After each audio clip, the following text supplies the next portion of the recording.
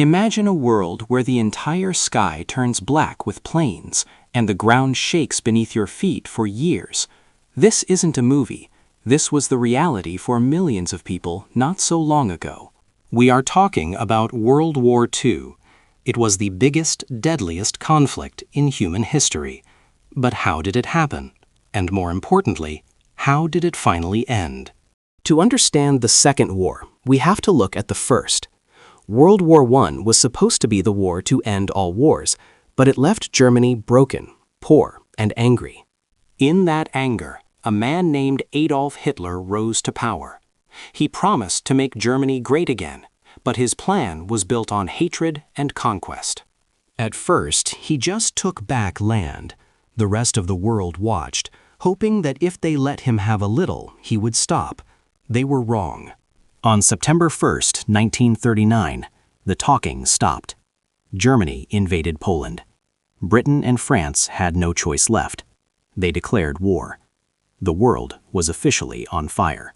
Germany used a new tactic called Blitzkrieg, or lightning war. It was fast, terrifying, and unstoppable.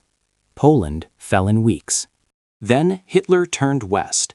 In a shock to the world, France, a military superpower, collapsed in just 6 weeks. Europe was being swallowed whole. Only Great Britain was left standing. Hitler expected them to surrender. But a new leader, Winston Churchill, said no. For months, German planes bombed London every night. Families slept in subways. But the British pilots fought back in the skies and won.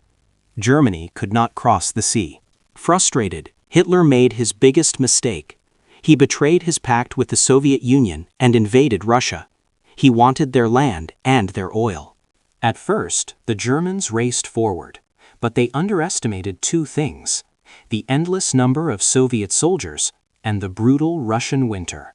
Temperatures dropped so low that oil froze inside the tanks.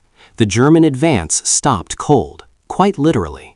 Meanwhile, on the other side of the world, Japan was building its own empire in Asia, but the United States was standing in their way with trade blocs. On a quiet Sunday morning, December 7, 1941, Japan attacked the U.S. Navy base at Pearl Harbor. It was a surprise attack intended to knock America out of the fight. Instead, it woke a sleeping giant. The United States declared war on Japan. Germany then declared war on the U.S. Now, the conflict was truly global.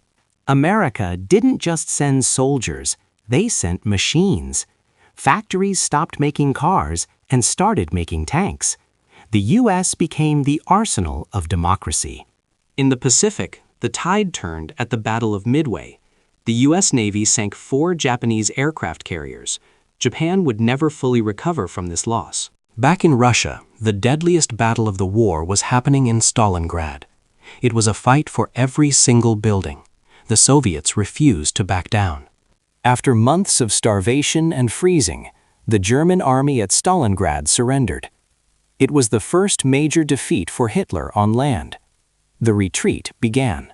In North Africa, British and American forces pushed the Germans and Italians out of the desert. This opened the door to invade Italy.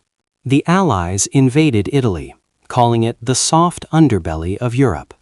Mussolini, the Italian dictator, was overthrown by his own people. While men fought, women stepped up. They worked in factories, cracked codes, and flew transport planes. The war changed the role of women forever. There was also a secret war.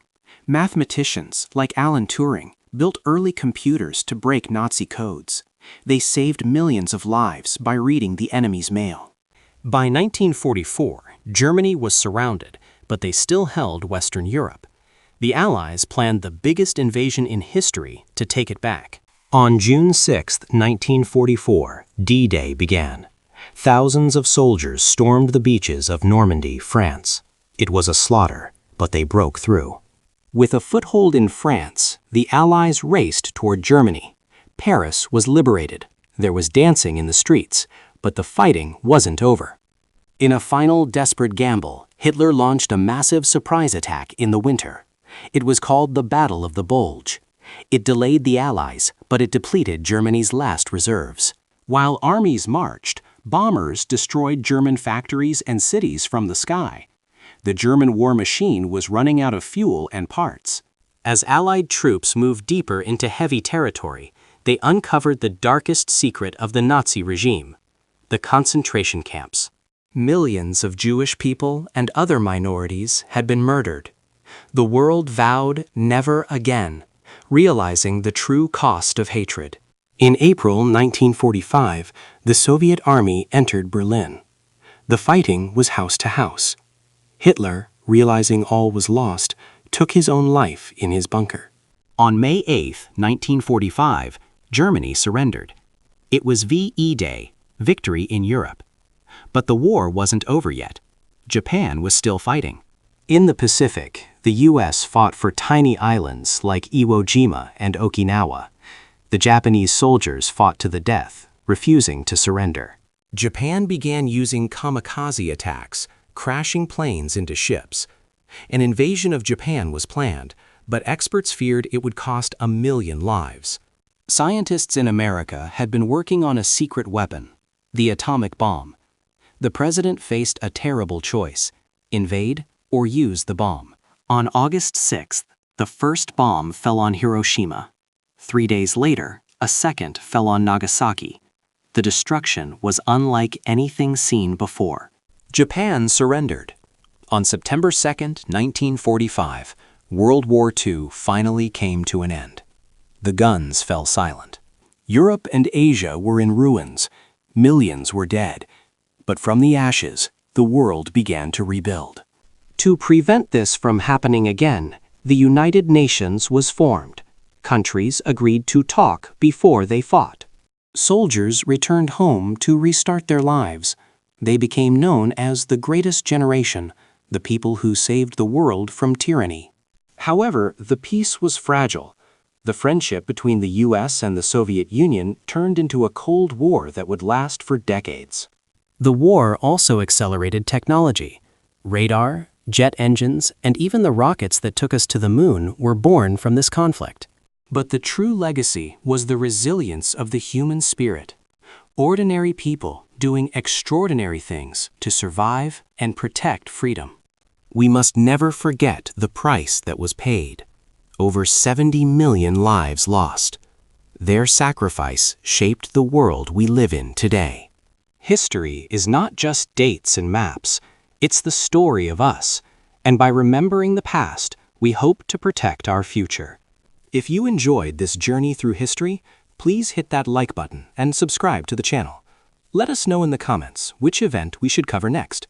Thanks for watching.